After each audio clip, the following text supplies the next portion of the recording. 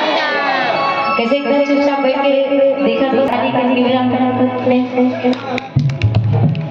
वाह मैं कहा था तो बताओ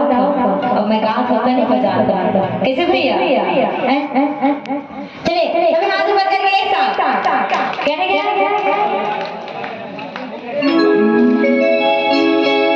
उनके हाथों में तुम्हारे छोड़ पर रात भगवान करो जे ताली का बजे देखकर हार में ताला लगते हुए काबर ताली से बजाए बढ़ते और जयकारा लगाए बढ़ते लेकिन तुम वाला उपयोग करो तो काय हैं और ताली लगा कर जयकारा लगा बुला वैसे कहे जाते कि अगर